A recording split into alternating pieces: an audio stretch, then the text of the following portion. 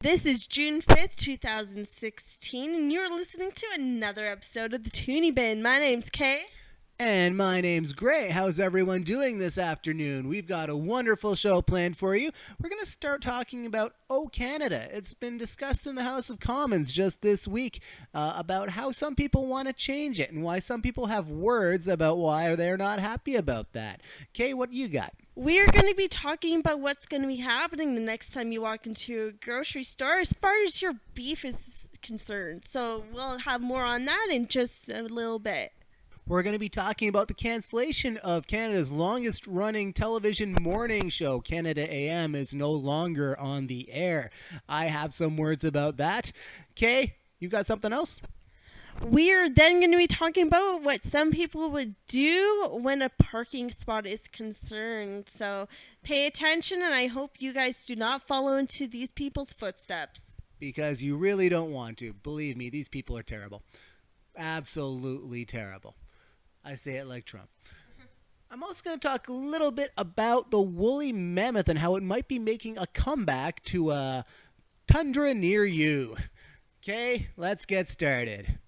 Oh, Canada. Oh, Canada. Oh, Canada. Oh, Canada. What have we done to ourselves? We're discussing 3 lines in a national anthem, and it's causing an uproar. Let's talk a little bit about that, shall we? What do you think about it, Kay? They want to change it from "in all thy sons command" to "in all of us command." What do you think? First of all, terrible grammar. Just terrible, terrible grammar. Second of all, why the change now? If we were going to change it at all, why not change it back then when women got their first rights, if it's going to be that much of a gender issue? Personally, I like it the way it is. Why change something if it's not broke? Well, I have the answer for you. It's because there is an MP from the Ottawa area. He's got ALS. That, if you remember a couple of years ago, there was a little thing going around the internet called the Ice Bucket Challenge. And this was something to raise money to research for a cure for ALS, otherwise known as Lou Gehrig's disease. Anyway, this MP cannot speak anymore, has to talk through the help of a machine, is deteriorating rapidly, and would really, as one of their last accomplishments, get this line changed in the national anthem, the English version of the national anthem, I should say. And it feels like it's being rushed to a few people, including the Conservative caucus. Normally, I would say that with disdain. Not this time. I agree with the Conservative caucus on this one. I like it as it is. I think it's fine. We can use different words as opposed to "in all of us." It just doesn't jive with the rest of the anthem, if you ask me. Let's read it. Let's read it out. "O Canada, our home and native land, true patriot love, in all of us command. With glowing hearts we see thee rise, the true north strong and free. From far and wide, O Canada, we stand on guard for thee." The weirdest line in that whole phrase was "in all of us command." I really think so. Kay, you had an option. What was your option for this? I think it sounds a lot better if you say "in all of our command." All of our command. I like that. And I hope it gets out there, because if we're going to make a change, it might still sound weird, but it sounds better. And that's just my opinion there. I understand if there's some people who want their dying wishes to be accepted, but we have to do it the right way. So, with my suggestion there, "in all of our command," I would just like to sing it once more with that instead there. So, "O Canada, our home and native land, true patriot love, in all of our command." It sounds a lot better than "all of us command." And if we were going to change it, why not make it "our"? I mean, it makes a lot of sense. It's not going to bug me as far as grammar goes.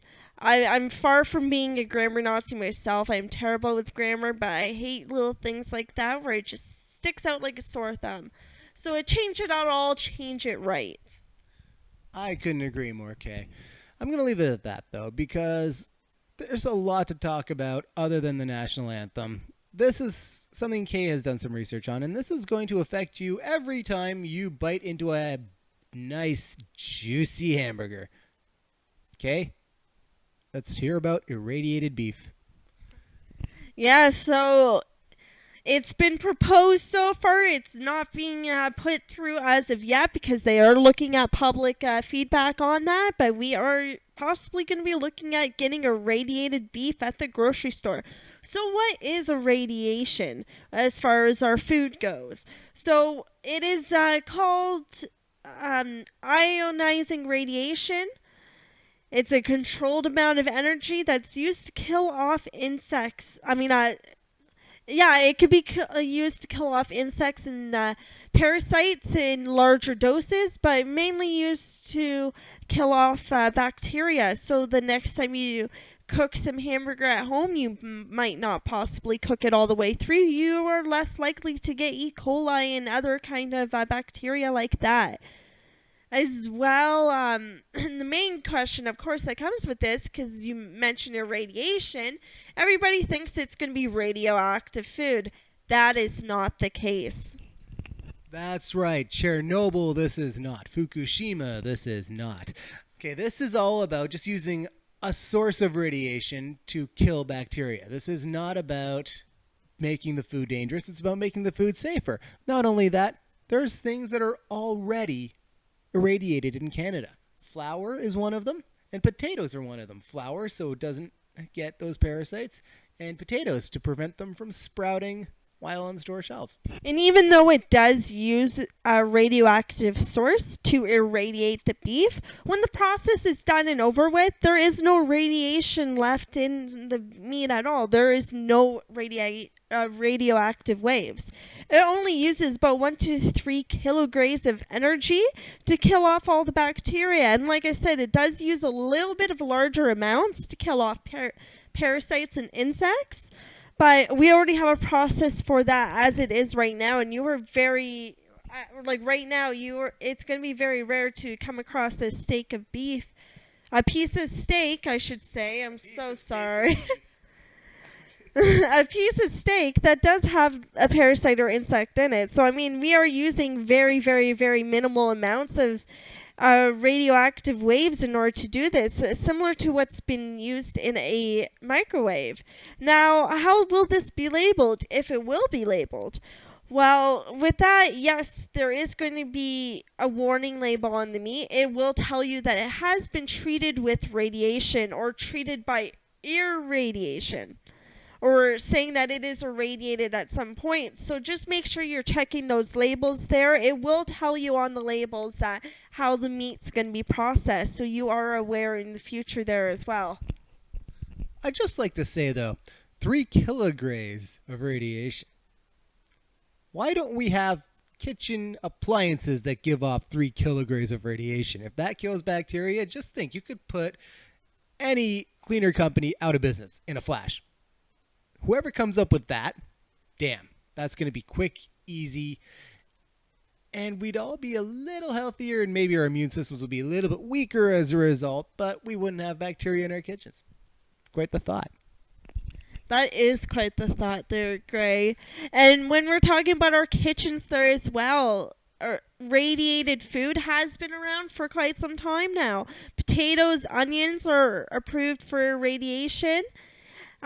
Also wheat flour, whole wheat flour, they also go through the process there as well. And especially when we look at spices, seasonings, and even sometimes fungi. So, it has been around for quite some time. You have been digesting this stuff without even giving a second thought to it. If you're still alive now, you will be alive with this irradiated beef as well. Can I also add that breathing the air around you is probably worse for you than eating this irradiated meat? Because some of you are probably in rural areas, and the air is cleaner. If you go to Toronto, I could guarantee you're going to die a little quicker than you would in most areas, except for maybe Hamilton. But no, this is perfectly healthy, perfectly safe. And they are saying when it comes to irradiated beef, you will not be able to detect a difference as far as odor, smell, color, or even taste goes. So it's going to be just like regular beef, just it's treated a little bit differently to get rid of that bacteria. So, I mean, in the long run, it's not going to be that big of an issue, especially when we're already digesting this stuff. And with what happened there a few years ago with the earthquake in Japan, and there are a nuclear power plant with all the nuclear waste going into the sea, our fish is already there. So, I mean, this is nothing compared to what it could be. Now, okay, we can't just call all the fish out of the Pacific toxic waste. But she got a point. It's no worse than what we already have. And what we already have isn't killing us. And talking about killing us, Gray, what do we have next? Well, it's not killing us literally, but it kills me a little inside to talk about this next story. Canada AM, the country's most watched morning show for many years, maybe not recently, but for many, many years, has now been canceled with only a day's notice by CTV. And it's the end of an era. It is a big voice for news in this country. It produced a lot of national and international celebrities. It's given us plenty of politicians and people who've been given diplomatic posts, such as Pamela Wallin, Seamus O'Regan, Keith Morrison, and many more. Just want to say it's a very, very sad event because this is a big, sudden loss for Canadian broadcasting. I'm kind of speechless with it, to be totally honest with you. All I know is that for now, what CTV is doing, they're simulcasting CTV News Channel in its place. For cord cutters like me, that'll be nice having headline news every morning for 3 hours. But what they're talking about is replacing it with a new show as soon as they can. Rumors have it that Ben Mulrooney is going to be a part of it from eTalk. He's already been on Canada AM as an entertainment reporter in the past. He will very likely be coming back. Another name that's being floated is Anne-Marie Meadowake, who actually used to work for CTV about 15 years ago, and now works for Global, or I believe works for either Global or the CBC. I'm not sure anymore. It's been a while since I've watched those channels. No offense to them. They do very good work. I just can't watch every channel at once. But I do want to say that it's going to be a shame. I was planning on putting 3,000 Christmas lights on my tree this coming Christmas. Last year I had 2,500 lights. How does this affect this story? Because the friend who helped me put the lights on the tree sent the photo to Canada AM. Canada AM, the next day, put that photo on the air. Showed my tree to the entire country. And that is where Jeff Hutchison, who co-hosts the show with Marcy Ian and Beverly Thompson, they talked about this tree for a good minute and a half on national TV. And they said that they would like to see somebody put 3,000 lights on a tree. So, Jeff, I'm going to do it. And I don't know who to tweet it to. But I'm going to do it. I promise. Just tweet it to our page there, Gray. We'll start a tradition of our own. Tradition of outdoing each other with Christmas lights on a tree? Yes. That's not fair. I gave you a head start. I gave you your current Christmas tree. And it has lights coming up. It comes with lights. I mean, it's unfair. We're replacing that Christmas tree. Don't worry there, Gray. I don't blame you for replacing it. It was given to me for free. But nonetheless, I'm pretty sure you won't beat what I've got coming this year. I'm sorry, but I'm pretty sure you won't. I'm pretty sure we will, but we'll see once Christmas comes along. We'll put in our bets now. Who's going to have more Christmas lights on the tree? Is it going to be Gray, who did 2,500 lights last year, or is it going to be Kay, who has to beat 2,500 lights this year? You'll have to beat over 3,000, Kay. Don't get excited about this. I'll do 5,000. I wish you a lot of luck. Game on. All right. Okay, I think you also have another story you'd like to talk about today. So, Gray, what will you do for a parking spot? I will bike, because when I bike, I get a spot right next to the front door. Let's say you're driving. You are far away from your home. You're in, let's say, Mississauga at Costco. there's one parking spot left, and you're in your car, no bike around. What do you do? Well, for starters, I'm smart enough not to shop at Costco on a Saturday. But for those of us who aren't, and they are blatantly not smart enough to avoid Costco on a Saturday, they decided to duke it out. Okay, you've got some details. Let's hear about it. Yeah, so what happened was somebody parked into the parking spot, and an elderly couple. I want to say they're elderly. I don't know exactly their age, but they do look like they're at least in their 50s. Okay, they're old. But they wanted that parking spot, so they got out and started cussing at the younger couple that parked into the parking spot. And, of course, an enraged young male full of testosterone decided to... Yes, Gray, you are as well, full of testosterone, but we'll get to that on another story. But he decided to go back and lash back at them, and then they were yelling at each other for a bit until all of a sudden the woman went up to him and pulled him, and then he came and pushed her, and then there was a all-right brawl over this parking spot. Now, if you ask me, this was a little bit over dramatic as far as parking spots go, especially at Costco of all places there as well. But we will be posting a video of this, and of course the video of Grace's Christmas tree there from last year as well to our page, so stay tuned for that there as well. But I do highly recommend you watching this video. I don't, because it's pathetic that us Canadians would act like that. It really, really is. And I will say right now, you guys who did that, you're total idiots. You knew this was going to get videotaped. Everything's videotaped nowadays. You knew this was getting up on Facebook, all over the internet. Come on, be real. This is a parking spot. I would also like to say in this as well that there were only minor injuries once the police have showed up. So the police did show, no charges laid, of course. And at least nobody had to go to the hospital. But it was really breathtaking to watch. It took me a while to actually register that this was Canada that this took place in. Mississauga of all places too. If anything, I thought it would be in Montreal. But... I mean, at least nobody got hurt. Why charges aren't being laid, who knows on that? Maybe they decided, you know what, it's better to part ways. We were both idiots. Who knows what happened? But, I mean, we will be having that video later on, so make sure you stay tuned for that. Would it be a mistake to say it would be funnier if it happened in Montreal? Yes, you're correct. It would be so much funnier. Yeah, with all of the... I'm going to do a bad French accent. Hey, you took my spot. No. You took my spot.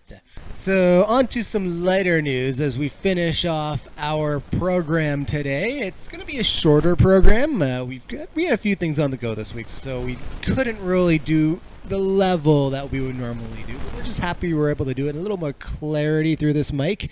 We got a new microphone. When I say new, I mean old. But it works. We're going to talk about de-extinctification, if that's the word they use.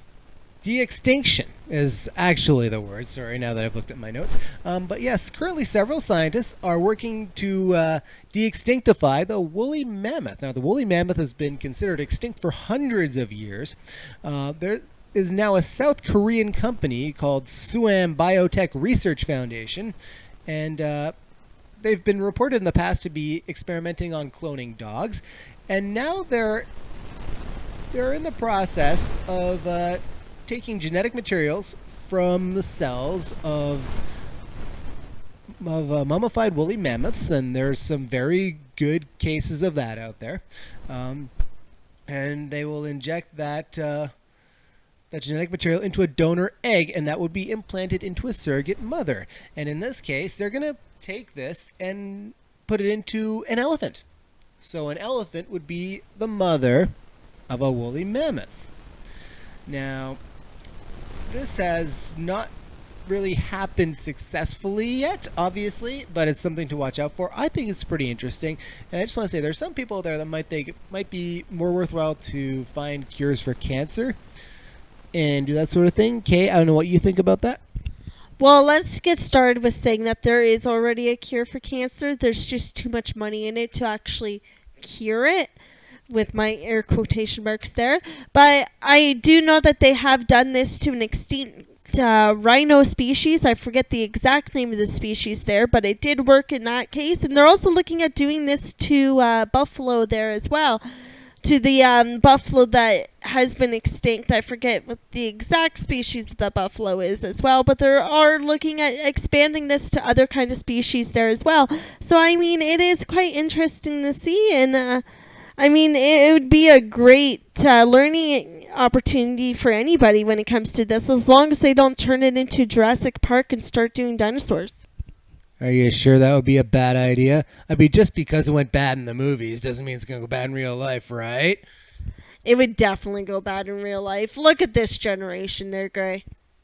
Yeah, the Costco fight generation. Yes, that's a good point. I'm going to say this, though. As humans, we waste a lot of effort on things that we shouldn't have to waste effort on, like taking photos of cats and attaching meme words to them and putting them on the internet. Just think, if we all devoted a little bit of time to something worthwhile, how much better this place would be. Except we wouldn't have cat memes. That is so true, and with this summer coming up, I hope you guys are all doing something worthwhile. Definitely worthwhile. Don't forget to take us along with you. We're here for you every single week. We release on Sunday afternoons. We sometimes record a little bit before then, but every Sunday you can count on us to be here to talk a little bit about some issues that you're aware of and some issues you might not be aware of, and maybe give you some quirky side details on stuff that's going on that you won't normally find out there. I think we're going to call that a week, Kay. What do you think?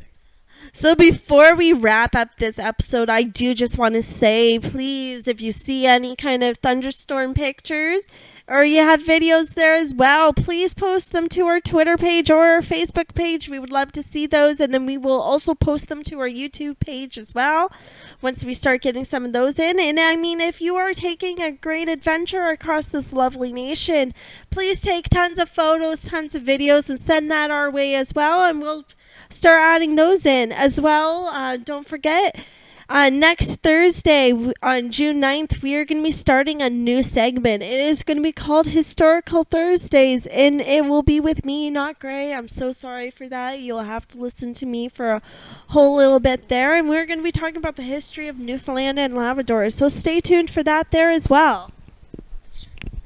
We need a flag for Newfoundland and Labrador for the background. Don't forget to buy one. Okay. Or print one, whichever works. Don't forget to like us on Facebook, follow us on Twitter, and follow and subscribe to our YouTube channel. We've got lots there, including some new web extras of me and Kay doing some interesting challenges. It's not the sort of challenge you'll see of the jackass sort, but we will definitely amuse you and give you a little bit of something to smile about in your morning when you're just checking YouTube or Facebook, when you're crawling out of bed, as I tend to do, and apparently about 40% of the population, based on Facebook's reporting on that. That's a wrap for this week. This has been Gray. And this is Kay, and enjoy the rest of your week there, and we'll catch with you on Thursday. And remember to stay Twoonie, my friends. Stay Twoonie and have a good night.